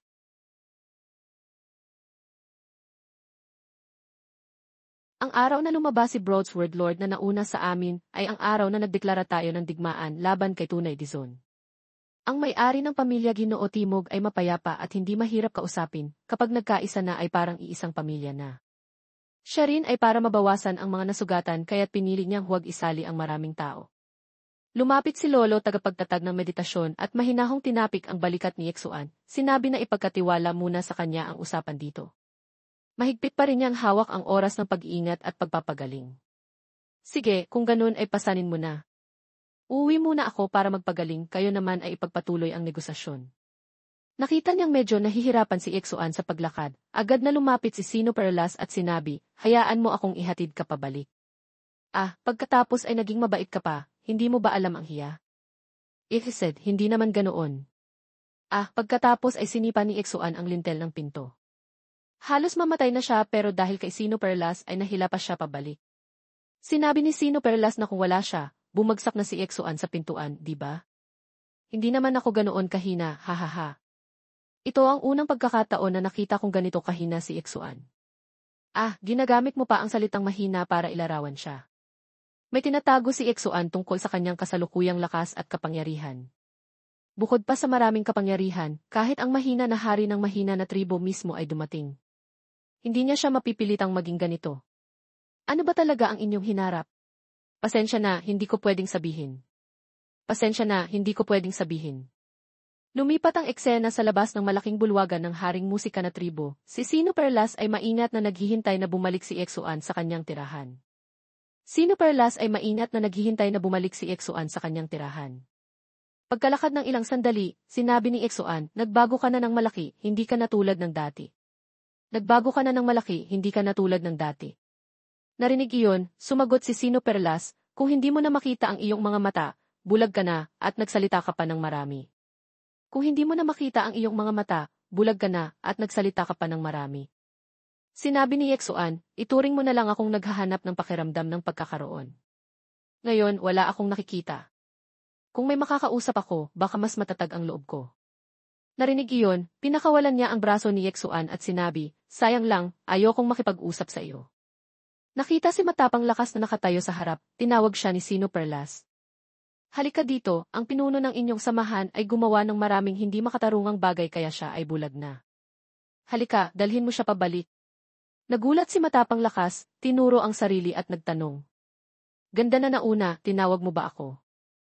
Hoy, hindi naman ganoon, hindi ka ba nagmamalasakit sa akin? Hindi makapaniwala si Matapang Lakas, kaya tinanong, hindi ba totoo? Bulag ka na ba talaga? Sinabi ni Yeksuan, kung hindi, matanda ka na ba? Hehe, nang marinig iyon ni Matapang Lakas, hindi niya alam ang iniisip, ngunit ngumiti ng masama. Hehe, nang marinig iyon ni Matapang Lakas, hindi niya alam ang iniisip, ngunit ngumiti ng masama. Pagkaraan ng ilang sandali, dinala ni Matapang Lakas si Yeksuan sa plaza ng haring musika na tribo. Sa dibdib ni Yeksuan ay isinabit ni Matapang Lakas ang isang kahoy na plakang may nakasulat na ako ang tanga. Nang dumaan sa lugar kung saan maraming matatandang tagapagsanay ang nag-ensayo, sigaw ni Matapang Lakas. Sino man ang dumaan, huwag kalimutang pansinin, ang pinuno ng haring musika na tribo ay nagtuturo ng mga aral. Napatawa ang ilan dito. Ha, sobra na ang kawalang galang na ito. Ramdam ang kakaibang hangin, tinanong ni Yeksuan kung ano ang kanilang pinagtatawanan. Sumagot si Matapang Lakas na dahil ang pinuno ay naglaan ng oras para turuan sila, kaya masaya ang lahat dito. Ang pangalan ng pinuno ay ganoon na nga. Nin, ang pinuno ng haring musika na tribo ay nagtuturo ng mga aral. Napatawa ang ilan dito. Ha ha ha ha, sobra na ang kawalang galang na ito. Ramdam ang kakaibang hangin, tinanong ni Yexuan kung ano ang kanilang pinagtatawanan. Sumagot si Matapang Lakas na dahil ang pinuno ay naglaan ng oras para turuan sila, kaya masaya ang lahat dito. Ang pangalan ng pinuno ay ganoon na nga. Biglang lumitaw si Sino Pinuno, nakatawang nakatawid ang mga kamay sa dibdib at sinabi kay Matapang Lakas, "Uy, napakamalikhaing dibdib mo." Agad namang nagbago ang ekspresyon ni Matapang Lakas, namutla at pinawisan, salamat po, guro." Sinabi pa ni Sino Pinuno, kung ganun, hindi ba dapat bigyan ng parusa ang mga ito? Pagkatapos ay ginamit ni Sino Pinuno ang kanyang espiritu upang gawing tali at mahigpit na tinali si Matapang Lakas, saka itinapon ng ilang metro palayo. Ano ba yan? Hindi maintindihan ni Yexuan ang nangyayari, kahit hindi siya makakita ay instinctively tumingin siya pataas ng bahagya. Lumapit si Sino Pinuno, hinawakan siya at sinabi, "Tara na." Anong ginagawa mo? Sino ba ang walang disiplina? Dadalhin ko siya pabalik para hindi na siya mapahiya dito. Direktang dinala ni Sino Pinuno si Yexuan pabalik sa Perlas Dalaga, saka dinala sa kuweba ng tirahan, at pinasok siya ng diretsyo. Naiinis si Yexuan, kahit na ako ay nasugatan, hindi ka ba pwedeng maging mahinahon sa akin? Malamig na sagot ni Sino Pinuno, "Pinagbigyan na kita na dalhin ka dito. Ano ang magagawa mo para sa aking suga?" Nang marinig iyon, ipinakita ni Yexuan ang kanyang mapanlinlang na mukha at sinabi, "Siyempre, maaari mong kainin ang aking katawan at puso. Pagkatapos ng balanse ng yin at yang, baka bukas ay malakas na ako tulad ng elepante." Habang sinasabi niya ito, naisip niya ang eksena kasama si Sino Pinuno na may patuloy na pagdurugo ng ilong. "Mamatay ka na," sabi ni Sino Pinuno, at binugbog siya ng malakas hanggang sa tumama siya sa dingding. Pagkatapos ay umalis siya, ngunit hindi nakalimutang iwan si Yexuan ng isang paalala, "Karapat-dapat ka." Tiningnan siya ni Yexuan at sinabi, "Sadyang walang puso." Hinaplos niya ang kanyang bagong sinaktan na tiyan at bulong sa sarili, "Bakit hindi nagsalita si Longra ngayon? Bakit hindi nagsalita si Longra ngayon? Mukhang ang huling bahagi ng aking pagkatao sa tunay Dizon ay nawala na, kaya't naputol ang koneksyon namin ni Longra. Sa isang liblib na lugar, ang espiritu ng aking pagkatao ay nakipag-ugnayan kay Yexuan, "Boss, muntik mo na akong patayin. Mabuti na lang at hindi ako nakikipaglaban sa iba, kung hindi ay durog na ako." Huwag kang magbiro," sabi ni Yexuan, "tanungin kita, may balita ka ba tungkol sa aking guro?" "Wala pa, sigurado ka ba na ang guro mo ay nasa Hilagang Is? Mas mabuti kung hindi siya nasa Timog Isi, at ang espiritu ng kanyang Jade Token ay wala na rin, kaya magpatuloy ka sa paghahanap." "Sandali, may iba pa bang nangyari?" "Nakita ko ulit ang kakaibang tao noong nakaraan, isang hakbang na kasing haba ng 1 milya. Libu-libong malalakas na tao ang pumalibot sa kanya, pero hindi nila siya kayang talunin. Napansin ko rin na alam niya ang Wanjian Gizong. Sa loob ng 10 segundo ay napatay niya ang maraming tao mula sa libu-libong malalakas na tao na pumalibot sa kanya. Ang taong ito ay malakas sa dakilang hindi siya isang walang pangalan. Kaya dapat kang maging maingat sa akin, dahil ang mga sinauna at makapangyarihang nilalang ay patuloy na lumalabas, huwag mo akong lokohin." Namula ang mukha ni Yexuan, nakakainis, isang espiritu lang ang nagsasalita ng ganoon tungkol sa akin. "Tama na, ang pinakamahalagang bagay ngayon ay magpagaling ka agad, huwag makipagtalo sa kanya, at pinutol niya ang koneksyon sa espiritu ng kanyang pagkatao. Umupo si Ligaw Hakbang, dahan-dahang pumikit at inayos ang kanyang isipan sa pinakamainam na kalagayan, saka nagsimulang tipunin ang banal na enerhiya upang linisin ang kanyang sarili. Unti-unting tinanggal niya ang hindi nakikitang lihim na puwersa mula sa kanyang katawan, isang mahabang proseso na dahan-dahang lumipas ang oras. Ang kanyang espiritu ay naakit sa isang mahiwagang tanawin, kung saan nakita niya ang isang banal na espada na nakabaon sa gitna ng langit at lupa, tila isang lindol sa langit. "Wow, ito ba ang espada ni Harry Lord?" Nagulat si Yexuan at tumingin sa espada sa harap niya, ramdam niya ang kanyang sarili ay napakaliit. Kahit na ang tanawin ay tila isang tanda ng katapusan ng mundo, pinipilit siyang huminga ng mahirap at hindi niya matapang na tumingin ng diretsyo dito. Sa labas ng kuweba ng tirahan ni Yexuan, hawak ni Gantimpalang Perlas na bata ang isang bulaklak at sinabi, "Ate, gusto ko talagang bumalik sa aming tribo. Hindi maganda ang manatili sa haring musika na tribo, dito ay ligtas at makikita ko rin ang taong nasa puso ko." Sa tabi ni Gantimpalang tagapangalaga ng buwan ay ngumiti at nagsabi na ang aking dugo at espiritu ay umabot na sa pinakamababang punto. "Kailangan ko ng espiritu ng lahi upang tuluyang magising ang aking dugo. Ito ang pagkakataong ibinigay ng langit sa akin, kaya dapat kong pahalagahan ito." Nang marinig iyon, agad na binuksan ni Gantimpalang Perlas na bata ang kanyang magagandang mga mata at tinanong si Gantimpalang tagapangalaga ng buwan, kung ganito, kapag tuluyang nagising ang dugo ni Tia, kaya ba niyang talunin si Puno Hamog?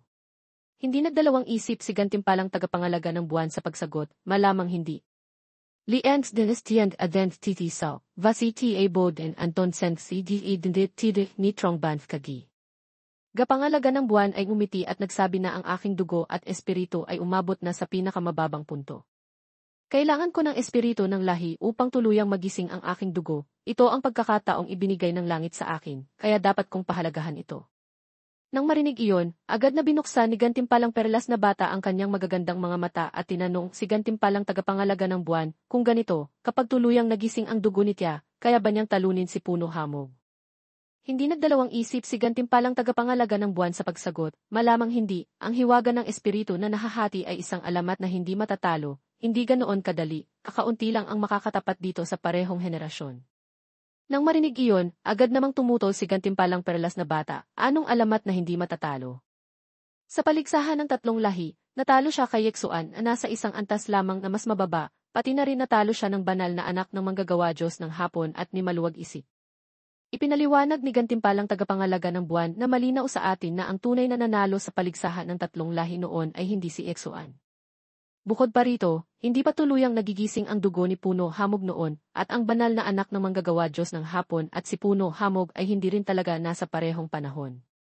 Nanalo si banal na anak dahil mas matanda siya at may mas maraming karanasan, si maluwag isip naman ay nakasalalay sa lakas ng haring espiritu ng matandang usa at matandang dragon, sa pangkalahatan, hindi sila kalaban ni Puno Hamog.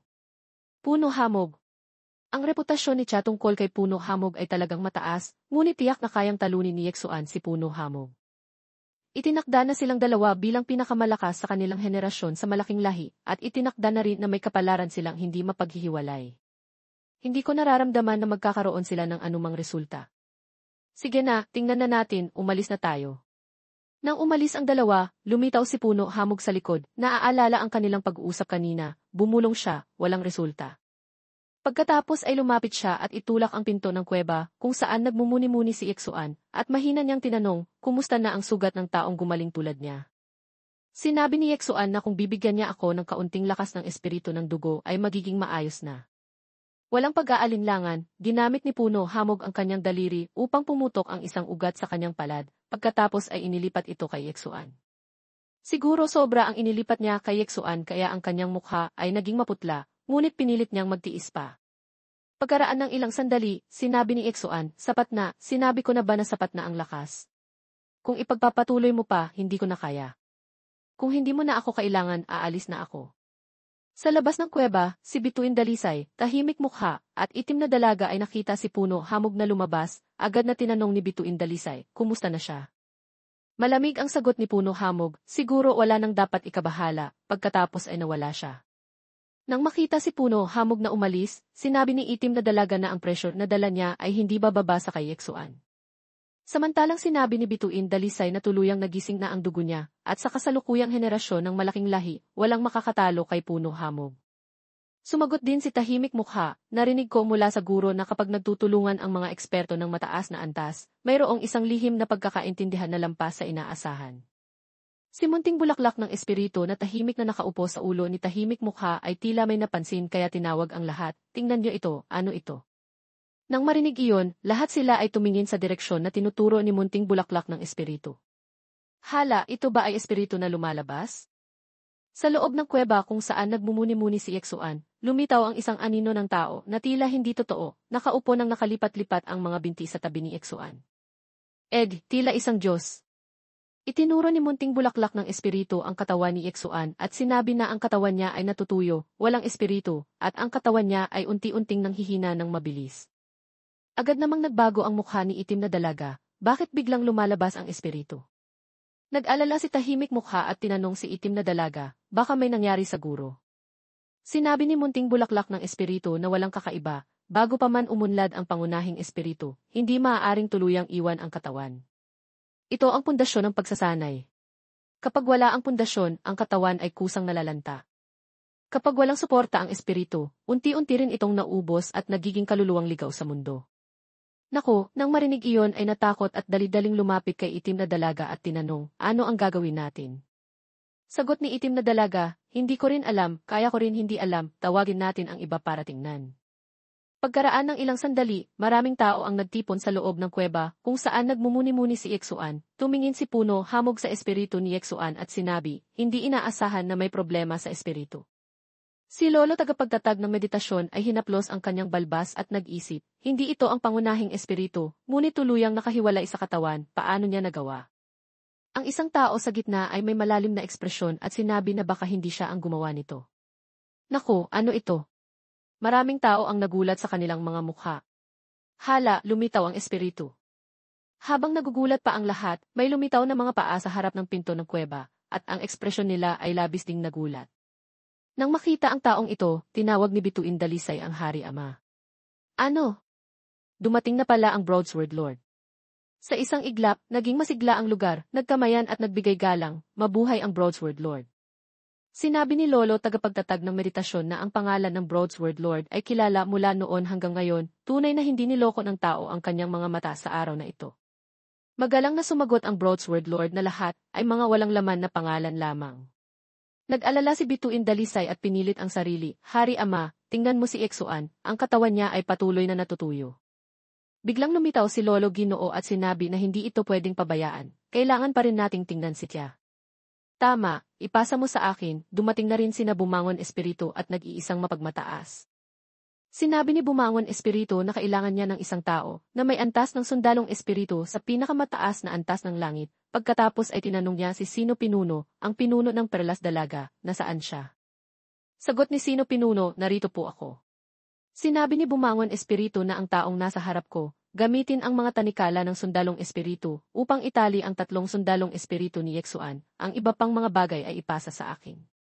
Sige, agad na ginawa ni Sino Pinuno ang sinabi ni Bumangon Espiritu. Ginamit ang mga tanikala ng sundalong espiritu upang itali ang tatlong sundalong espiritu ni Yeksuan.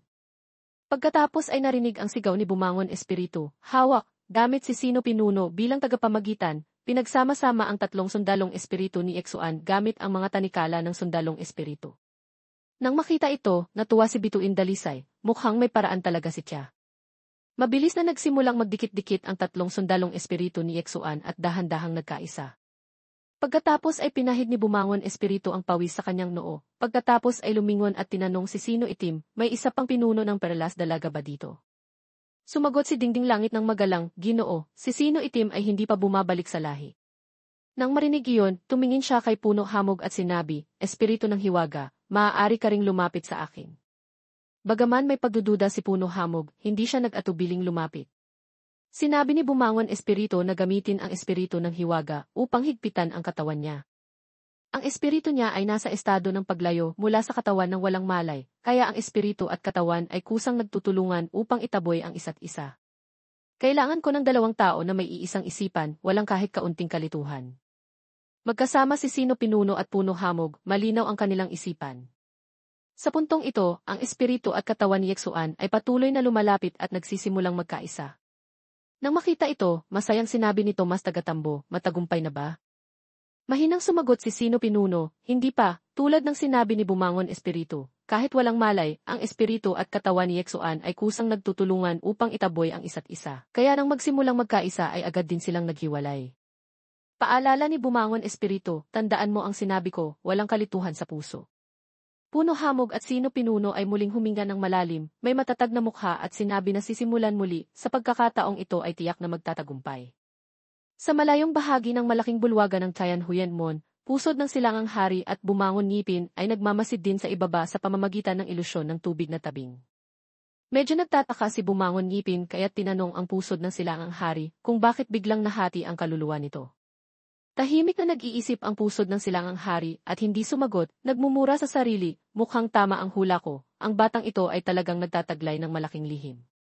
Sa loob ng kuweba agad si Bumangon na espiritu sa kanyang ang kaluluwa at katawan ni Yeksuan nang matapos siya, nang makita siya ng bahagya. Nag-alala si Bituin Du at dali-daling lumapit upang tanungin siya tungkol kay Yeksuan. Umiti si Bumangon na espiritu at sinabi na ang kaluluwa at enerhiya ay bumalik na sa kanilang pwesto. Lahat ay ayos lang, ngunit kailangan pa rin ng kaunting panahon upang ganap na magkasundo ang kaluluwa at katawan. Mabuti naman kung ganoon. Lumapit si Ginoo tatlong malalam kay Broadsword Lord at sinabi, kung ayos na si Ixuan, mag-usap na tayo tungkol sa mga mahahalagang bagay. Hindi tayo nakipagdigmaan sa lahi ng asul na ulap dahil hinihintay namin kayo. Ngayon na lumabas na si Broadsword Lord, simulan na natin ang digmaan. Sa totoo lang, hindi ko kayang talunin si Hari ng Gulong ng Batas, kahit noong nasa rurok ako, hindi ko siya matatalo. Lalo na ngayon na hindi ako nasa rurok ng aking lakas. Ngunit hindi namin hinihiling na harapin mo siya ng mag-isa, 6 na beses ang lakas ng aming mga sundalo kumpara sa lahi ng asul na ulap. Kahit gaano pa kalakas si Hari ng Gulong ng Batas, hindi niya kayang baguhin ang takbo ng digmaan ng mag-isa. Kahit gaano pa kalakas si Hari ng Gulong ng Batas, hindi niya kayang baguhin ang takbo ng digmaan ng mag-isa. Tama, gamitin natin ang estratehiya ng paggalaw ng mga tropa. Kung ganoon, maghanda na tayo at hintayin siyang magising. Iyon ang tamang panahon para labanan ang lahi ng asul na ulap. Lumipas ang 3 araw ng mabilis. Si Ixuan ay nanatiling tahimik sa loob ng kanyang kuweba, hindi gumagalaw. Ang kanyang buong katawan ay nababalutan ng gintong liwanag. Kasama ang 3 kakaibang ilaw na parang espiritu, budha at demonyo.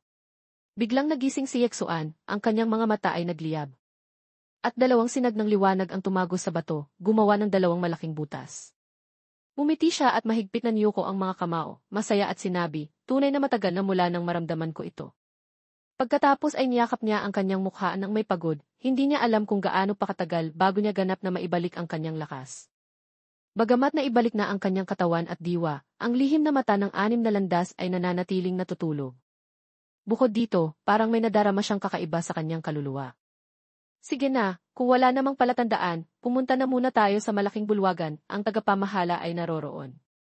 Dumating si Ixuan at nakita ang mga tao ni Broadsword Lord, kaya nagpakumbabang bumati sa mga nakatatanda.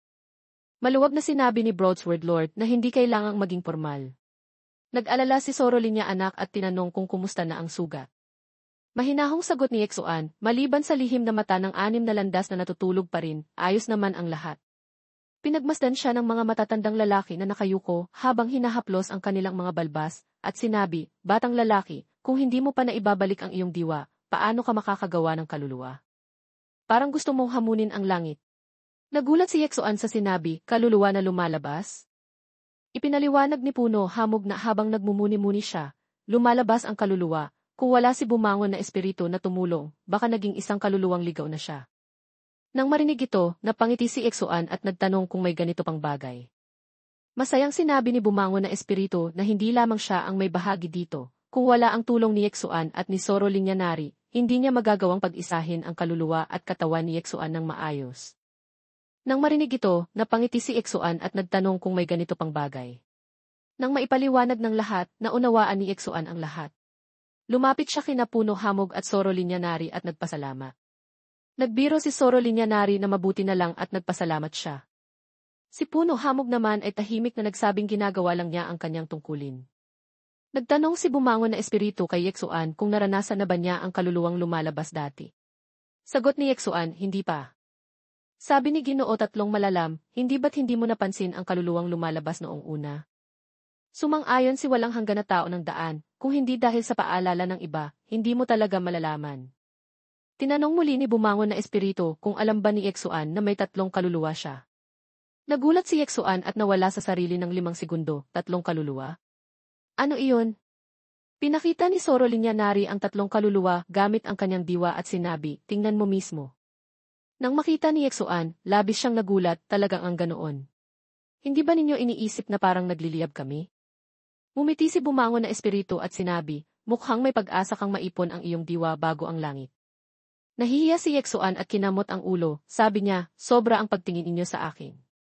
Dagdag ni bumangon na espiritu, ang kaluluwang lumalabas ay isa sa mga palatandaan ng pagbuo ng diwa. Masayang nagtanong si Ixuan kung totoo ba iyon. Totoo o hindi, malalaman mo rin balang araw. Sa puntong iyon, pumasok si matandang tagapagtatag ng langit at pinutol ang usapan, tama, pag-usapan muna natin ang labanan ngayong gabi habang nagmumuni-muni si Ixuan. Dumating na ang mga hukbo ng hanay ng himig, Fire Lord, lahi ng asul na ulap at mga malalaking pamilya sa larangan ng digmaan, ngayong gabi ang oras ng desisyon.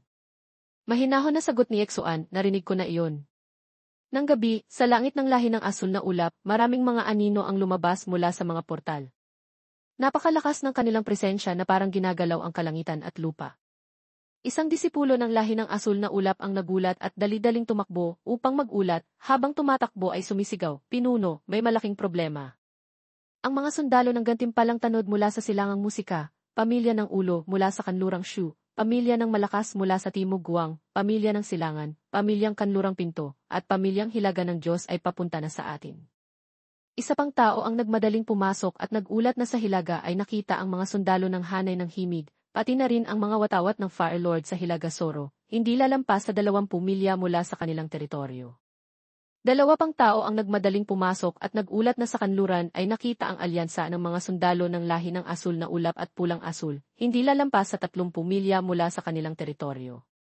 Sa timog, nakita ang alyansa ng mga sundalo ng pamilyang AN, pamilya ng libingan ng ulap, pamilyang timog pinto ng Hilaga Soro, malumanay na pamilya ng banalong haring dagat, at pati na rin ang haring long samahan. Biglang sumigaw ang mga tao sa malaking bulwagan ng lahi ng asul na ulap, kaya nagulat si Malakas na Lakas, bakit marami na silang ganito? Agad niyang tinanong si Hari ng Gulong ng Batas, ano ang gagawin natin? Malamig na sagot ni Hari ng Gulong ng Batas, pinipilit nila akong gamitin ang aking huling baraha, mabuti, napakabuti. Sa ibang bahagi, si Yexuan ay nakatayo sa itaas ng kawalan, pinagmamasdan ang pagbagsak ng mga bundok sa tabi ng lahi ng asul na ulap at nag-utos na sirain ang mga ito. Biglang sumigaw ang mga tao sa paligid, at sabay-sabay na umatake ang mga hukbo laban sa lahi ng asul na ulap. Sa ilalim ng teritoryo ng lahi ng asul na ulap, nakita ni Puno Hamog si Yexuan at sinabi, "Santo, Santa."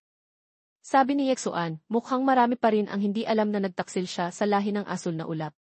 Ipinaliwanag ni Puno Hamog na ang mga taong iyon ay karaniwang walang kalayaan sa pagpili, ginagamit lang silang mga panangga. Napaisip si Yexuan at naisip na ang mundong ito ay talagang malupit. Pagkatapos ay tumingin siya sa lugar na ipinagbabawal ng lahi ng asul na ulap at ginamit ang kanyang diwa upang makipag-ugnayan kina dakilang sinaunang ahas at ahas labas, dumarating ako para iligtas ang tao. Sa ilalim ng lupa ng lahi ng asul na ulap, narinig ni dakilang sinaunang ahas ang mensahe at sumagot, mukhang may konsensya ka pa, batang lalaki. Tumingala siya sa langit kung saan nakatayo sina Yexuan at Puno Hamog. Nagalit si Malakas na Lakas, mga batang walang kwenta, nangahas kayong salakayin ang lahi ng asul na ulap. Tahimik na tumingin sina Yexuan at Puno Hamog sa kanya, kaya sumigaw siya, mabuti, napakabuti. Biglang lumipad siya at tumayo sa harap nila, Yexuan, noong pinatay mo ang aking guro, alam kong darating ang araw na ito. Dapat sana ipinatay na kita noon pa. Malamig na sagot ni Yexuan, ano ang silbi ng mga walang kwentang salita mo ngayon? Malamig na sagot ni Yexuan, ano ang silbi ng mga walang kwentang salita mo ngayon? Tumingin siya kay Malakas na Lakas na may mapanuyang ngiti at sinabi, walang karapatan kang magmataas sa harap ko. Ang digmaan ay para sa mga pinuno na may pantay na karapatan. Sa mga salita, biglang lumitaw sa itaas nila ang isang paikot na itim na agos ng espasyo na umiikot. Agad na pinatibay ni Yexuan, tama ba? Hari ng Gulong ng Batas. Mula sa loob lumabas ang kakaibang hari ng Gulong ng Batas, malamig ang tono na nagsabing hatiin at sirain. Hindi natakot si Yexuan at sumagot, hindi, nagsasabi lang ako ng katotohanan.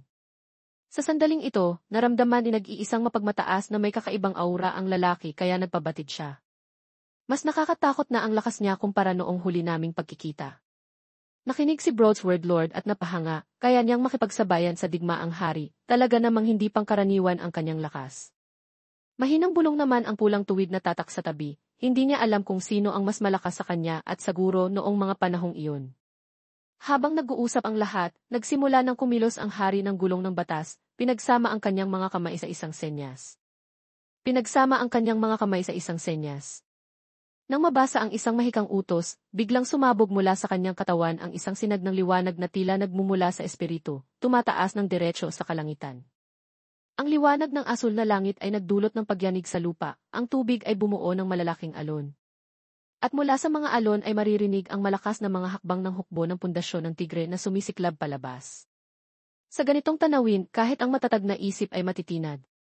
Agad na namula ang mukha ni Ginoo tatlong malalam, sobra na ito. Napakaraming hukbo ng mga espiritu na tila walang katapusan. Nagulat siya at napawalang saysay ang pawis, talagang lampas sa inaasahan niya. Sa isang kisap, pinindot ng hari ng Gulong ng Batas ang kanyang daliri at mayabang na sinabi, may mas marami pang sorpresa na naghihintay sa inyo. Pagkatapos ng kanyang salita, isang kakaibang lilang paikot na agos ang lumitaw sa tabi. Mula rito, lumabas ang isang espiritong general ng hukbo na may hawak na malakas na sandata. Malaki at mabigat ang katawan nito na nagdudulot ng pagyanig sa paligid. Ang mga hukbo mula sa apat na sulok ay hindi maiwasang humanga. Isang matandang tagapagtatag ng gantimpalang tanod na may seryosong mukha ang nagsabi, hindi nakapagtataka na noon ay napilitang umatras ang digmaang hari sa malalayong lugar. Mabuti na lang at nagkaisa tayo, kung hindi, ang Timog Soro ay walang makakapigil sa napakalaking hukbo ng mga espiritu. Habang hindi pa natatapos ang usapan, muling umalingaw ang nakakatakot na tinig ng hari ng gulong ng batas sa kalangitan. Hahaha, akala ninyo tapos na ito. Agad na lumitaw ang maraming anino ng mga tao sa paligid ng tagapangalaga general na nagpapalabas ng napakalakas na aura. Sino sila? Agad na naging masama ang mukha ni Yeksuan. Natakot si Soro Linya anak at sinabi, sila ang mga matandang tagapagtatag at mga pinuno ng hanay ng himig. Sumagot naman si Tito Ngao, pati na rin ang mga matandang tagapagtatag at pinuno ng lahi ng asul na ulap. Wala na tayong magagawa, lahat sila ay mga espiritong general na may antas na halos katumbas ng langit. Kahit hindi pa ganap, hindi sila dapat maliitin. Saan kaya nakuha ng hari ng gulong ng batas ang mga katawan ng maraming malalakas na tao? Siya ay kapanahon ng digmaang hari, may sapat na panahon upang piliin ang mga matandang tagapagtatag at pinuno ng tatlong lahi. At gawing mga espiritong general. At sigurado akong may susunod pa siyang lihim. Nang marinig ito, umiti ang hari ng gulong ng batas at sinabi, huwag magmadali, hindi pa ito tapos. Pagkatapos ay gumawa siya ng tatlong anino ng sarili. Ang tatlong anino ay nagpapalabas ng mas malakas na aura kaysa sa mga nauna. Ayan.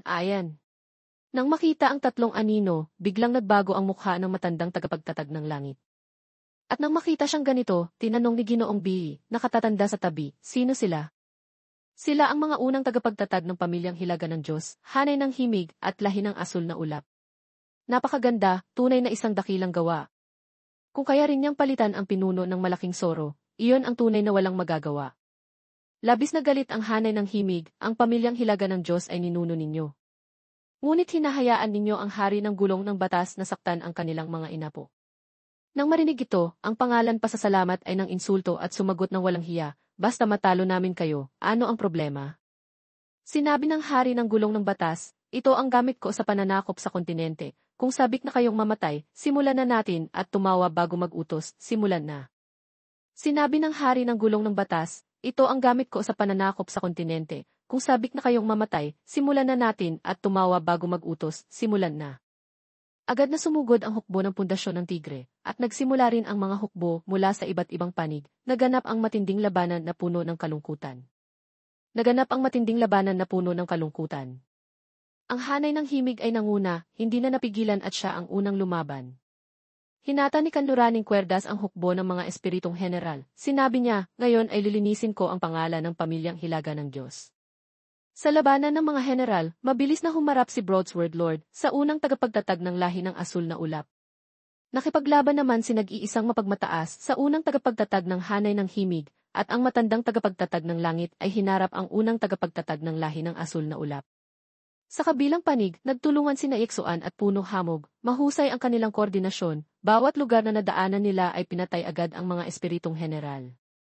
Ngunit sobra ang dami ng kalaban, itinulak ni Yeksuan ang isang espiritong general ng pundasyon ng tigre pabalik at sinabi, kung ganito lang ang laban, tiyak na matatalo tayo.